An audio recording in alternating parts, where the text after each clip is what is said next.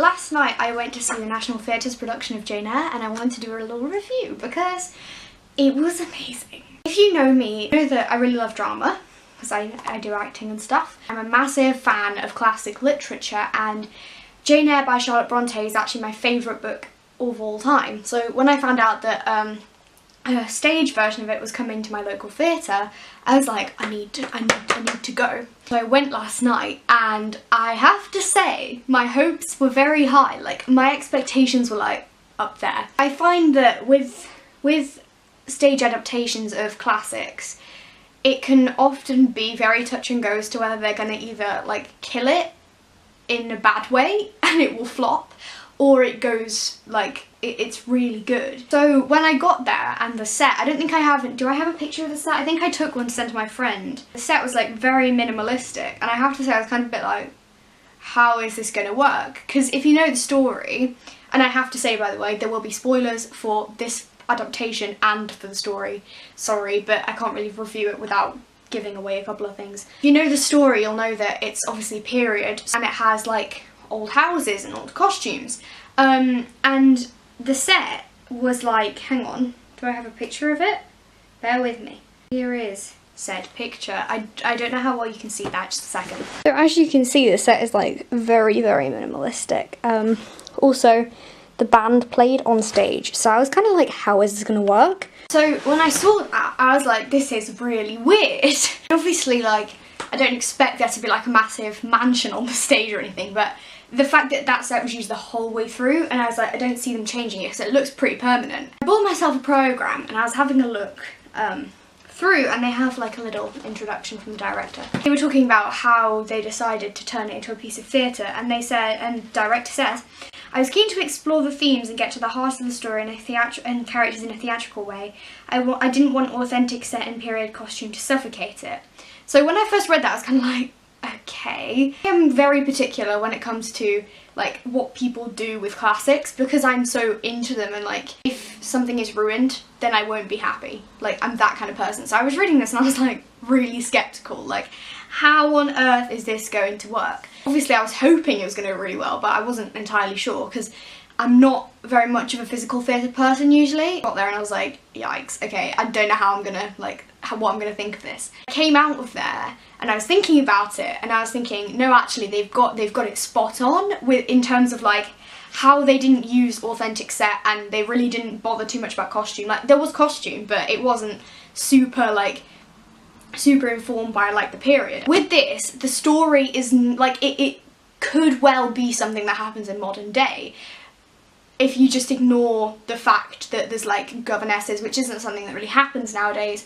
There's little things obviously because it is written in that time, but the main point of it is the story and the characters, and it's not overly like connected to the time period. By them moving that out of the way completely and just focusing on the characters and the story, it really made it different. Like, I don't know how to explain it. I've written some points down here. I'm obviously just going to be referring to this just in case. So I've written, the set was very effective and there were minimal props. It was so physical, and as I said, I was like, don't know whether they're going to muck this up completely, because I feel like sometimes if you try really hard with physical theatre it can go ridiculously wrong. I was really hoping it wouldn't, and it didn't, and I was like, yes, you've done well. So the fact that they did really well with the physical theatre and they didn't mess it up really made it outstanding, really. Like, it was different in a good way. So I was very impressed by that. The characters, the set, I'm pretty sure the cast is like 10 people. I tried to count at the end and there was, hang on, let me count in the programme. Yeah, there's 10 people in the entire cast. That's including the musicians. You have to sort of suspend belief a bit, and this is something that my mum couldn't cope with. And this might sound really weird, but I forgot my glasses, because I have a really bad habit of forgetting my glasses when I go to the theatre, and I can never see properly, and it drives me insane. So I walked in, I was obviously like, really mad because I forgot my glasses. I'm not going to call it gender bending, because they didn't gender bend it in a sense that like female actors that were playing traditionally male characters that had been changed to female.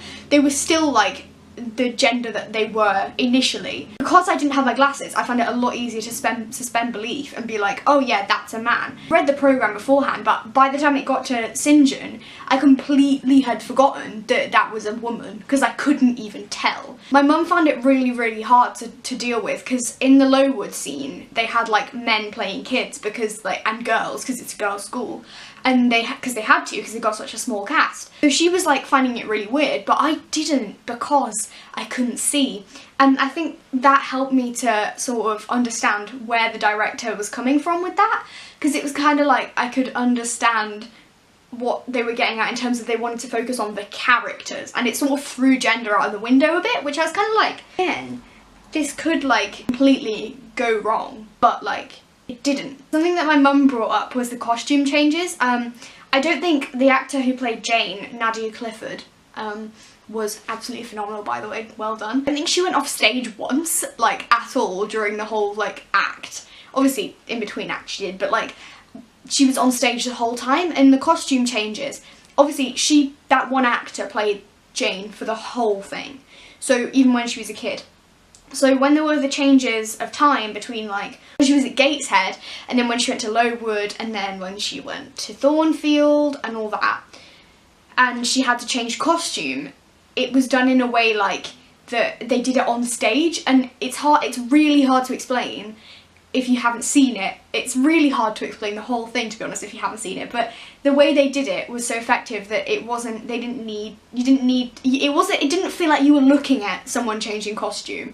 It felt like you were looking at someone who was changing as a person, and like it looked like time was passing. It was this really, really great scene where they had these like things that came down from the ceiling, and a dress, like a hook came down with nothing on it, like a wire with a hook on it. So they took Jane's dress off, and by the way, I need to explain this, otherwise it's going to sound really confusing, but the actors that didn't have a primary role in like this bit, so this was the Thornfield bit, and she was getting married to Mr. Rochester at this point, so it's like the night before the wedding, basically played the part of Jane's conscience. So there would be bits where she was having like a conversation with these people and we could like hear her thoughts, so it made it easier for like the audience to understand like what was going on, basically. They took her dress off, the conscience people, and they put it on this hook.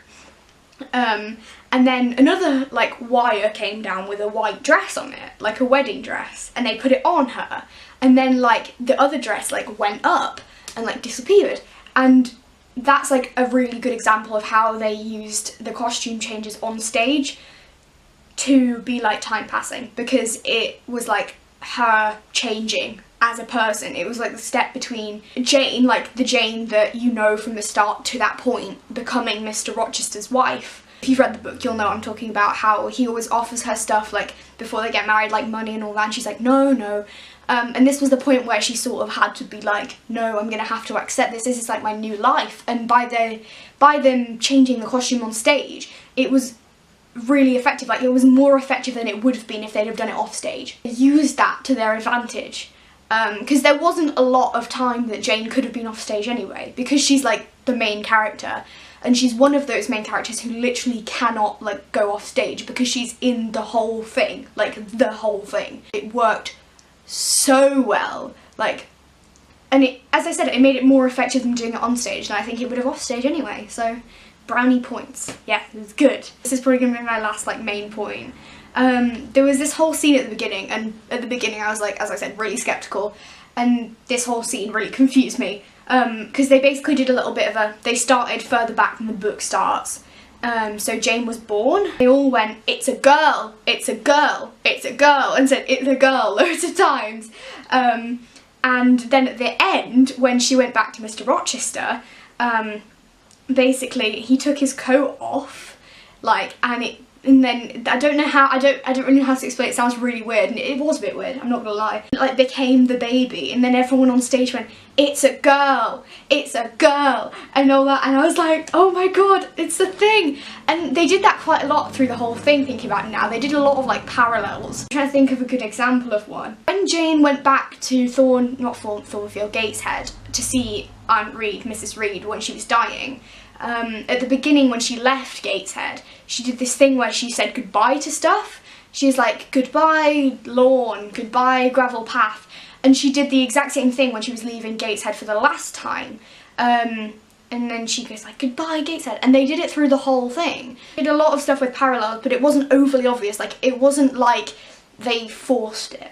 And again, that's an issue that I think can come up sometimes. So yeah, very good. They were like my favourite points. And I know I'm going on a bit, so I'm going to stop now. But they were like my favourite points, but overall it was so well done, and the cast was so good. Like, well done. Like, I know you're not going to see this, but well done. Like, and if you get the opportunity to see this, I don't know when it ends. Oh, it's ending in like 2 days. Unless that just means it's ending at Leeds.